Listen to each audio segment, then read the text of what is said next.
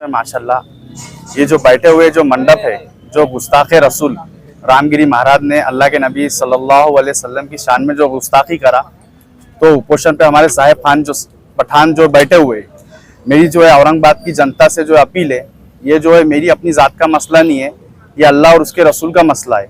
सब लोगों ने आना चाहिए। हो सकता किसी वजह से, मसरूफियत की वजह से, कारोबार की वजह से आम जनता को टाइम नहीं मिला। हर इंसान जो अल्लाह के नबी से मोहब्बत करता और हर एक ईमान वाले का जज्बा है कि अल्लाह के नबी के नाम पे मरने मिटने का। हम यहाँ पे जो है बदगुमानी पैदा करना नहीं चाहते। हर एक ईमान वाला आना चाहता है, पर अपनी मसरूफियत की वजह से ईमान वाले को टाइम नहीं मिल रहा। और ये जो शिंदे सरकार की जो बहुत बड़ी सोची समझी साजिश है कि अभी इलेक्शन नजदीक है विधानसभा का, जो शिंदे सरकार ने जो स्टेटमेंट दिए कि जो है रामगिरी महाराज के जो बाल को जो धक्का लगेगा, तो हम इस चीज के बारे में बर्दाश्त नहीं करेंगे। सरकार खुद चाहती है कि देश में दंगा हो, आतंकवाद फैले, टेररिज्म फैले, तो इसमें जो है हमको हमारा दिमाग एक जगह रख के शांतिपूर्वक तरीके से कानून के दायरे के अंदर जो है हमको प्रोटेस्ट करना है। कभी ये उपोषण अभी हम कर रहे, कभी सरकार ने कभी रिस्पांस नहीं दी। ये उपोषण आगे जो है हम रेल रोको आंदोलन करेंगे, प्रोटेस्ट करेंगे, कानून के दायरे में रास्ते के ऊपर उतरेंगे, आंदोलन करेंगे और जेल भरो आंदोलन करेंगे। कभी सरकार ने कभी ये चीज के बारे में रिस्पांस नहीं दिया और कभी इस पर रिस्पांस नहीं आया, तो आगे की हमारी जो एक्शन में जो रिंग हम दिल्ली के अंदर जाएंगे, इसके लिए हमारे साहेब खान पठान भी तैयार है माशाल्लाह से, और मैं भी तैयार है। हमारी जितने भी टीम के लोग हैं वो सब दिल्ली के अंदर जाएंगे और पार्लियामेंट के सामने जो उपोषण के ऊपर बैठेंगे। और हमारी उपोषण के ऊपर दो मांग रहेंगी, पार्लियामेंट के अंदर जो है लोकसभा, राज्यसभा और राष्ट्रपति जो मिलकर ऐसा बिल पास करे जो अल्लाह के नबी सल्लल्लाहु अलैहि वसल्लम की शान में गुस्ताखी करे, उसको कंपनसेशन देना चाहिए, 30 लाख रुपए जुर्माना और फांसी की सजा देना चाहिए। पहली मांग हमारी ये रहेंगी। और दूसरी मांग ये रहेंगी हमारी, राष्ट्रपति भवन के सामने दिल्ली के सामने जो उपोषण करेंगे, जो रामगिरी जो महाराज है, जो डुक्कर की औलाद है, जिनने अल्लाह के नबी सल्लल्लाहु अलैहि वसल्लम की शान में गुस्ताखी करा, उसको अरेस्ट करो। और जो है ये जो बहुत सोची समझी शादी से, और आज जो है नौजवानों को उकसाया जा रहा कि नौजवान जो है, शिंदे सरकार ये चाहती कि नौजवान जो रोड के ऊपर आना और प्रोटेस्ट करना, और प्रोटेस्ट के अंदर कुछ दूसरे संगठन के लोग होंगे और पत्थरबाजी करेंगे, और इसमें नाम जो मुसलमानों का बदनाम होगा। और हमारे जो मुसलमान के जितने भी लोग हैं शांतिपूर्वक तरीके से जो है कानून के दायरे के अंदर प्रोटेस्ट चल रहा है इंशाल्लाह, और आगे हम इसको बड़े लेवल से लेके जाएंगे। जय के अंदर बहुत से मुस्लिम लीडर है, हाँ, जिन्होंने अब तक के समर्थन भी नहीं दिया, ना इस्तीफा दिया, तो इसके बारे में क्या कहना चाहिए? नहीं हो सकता किसी मजबूरी की वजह से या कुछ परेशानी की वजह से, बहुत से लोगों को नहीं मालूम है या जिसको मालूम है किसी वक्त नहीं मिला, उस वजह से समर्थन नहीं दिए होंगे।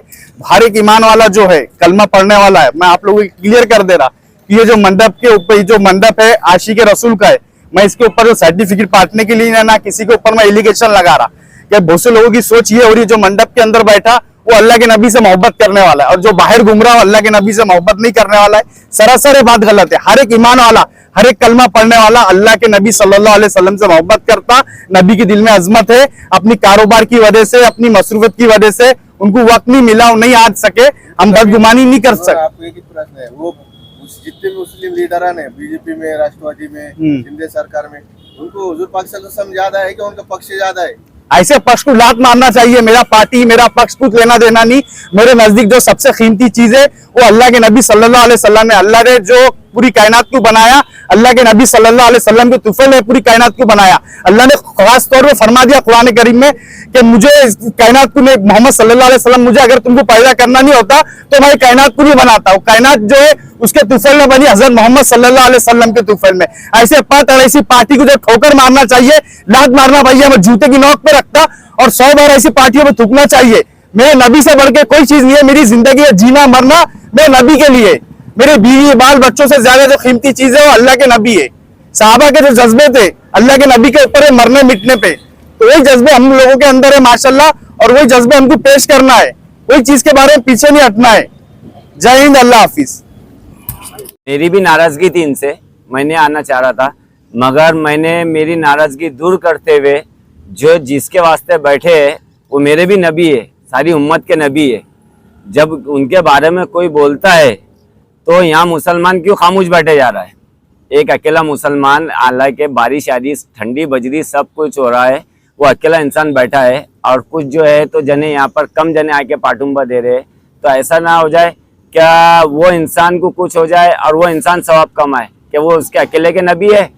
क्योंकि शाहीन बाग की याद दिला दे एक बार, औरंगाबाद शहर के अंदर उसी तरह से शाहीन बाग दोबारा बढ़ाने के वास्ते यहाँ पर जो है तो तमाम मुसलमान, मैं तो नौजवान से भी अपील करूंगा, जैसे अपन 2-2 घंटे होटल में बैठते हैं, कई प्रोग्राम में जा रहे हैं, कई खुल्दाबाद को जा रहे हैं इतवार के दिन, उसी तरह से नौजवान से अपील है, मेरी गुजारिश है हाथ जोड़ के कि यहाँ साहिब का पठान बैठे हैं। आपसे उनकी नाराजगी होंगी, इनको मत देखो, मगर मंडप के अंदर आके बैठो जिसके वास्ते वो बैठे हैं। जो पार्टियां मुसलमानों की वोट लेते हैं ये कहकर के हम मुसलमानों के रहनुमा है, उनकी सियासत करेंगे, उनके साथ हम खड़े हैं, वो अभी तक यहाँ पर नहीं आए। वैसे पार्टियों के बारे में क्या साहब, ये वो ऐसे पार्टियों के बारे में ये बात करूंगा मैं कि वो अपनी सियासत है, उन्हें पैसों के नकटे है और कुर्सी के पावर बता रहे हैं। क्योंकि अभी कुछ ही दिनों में आमदार के इलेक्शन है, मैं भी अगर कोई पार्टी में हूँ तो मेरी पार्टी दबाई जा रही है कि तेरे को आमदार का टिकट दे देंगे, लॉलीपॉप मिलता है। उसी तरह से अपनी कौम आधे लोग जो है तो वो लॉलीपॉप के इंतजार में बैठे हुए। क्योंकि पर्सनल तौर पे देखा जाए तो अपने मेरे खुद के माँ बाप को अगर कोई गाली देता है तो मैं उसको बीच चौराहे पे मारूंगा, मगर यहाँ नबी की बात है, ये यहाँ नबी की बात है ये, तो यहाँ नबी के बारे में जो है तो यहाँ पर मंडप के अंदर भी आने को तैयार नहीं है, खुद की पार्टी का विरोध करने को तैयार नहीं है। ऐसे भी लोग जो है तो सिर्फ चंद पैसों के वास्ते जो है तो बिकने को तैयार है। क्या कहेंगे?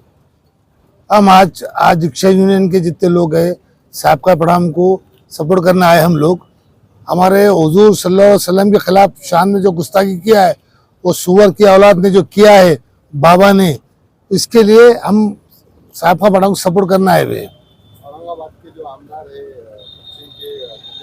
उन्होंने भी जो है तो कहा है कि हम बाबा के साथ है, उसके बारे में आपका क्या कहना है? सिरसाट ने अपनी औकात भूल गए, सिरसाट ने अपनी औकात भूल गए।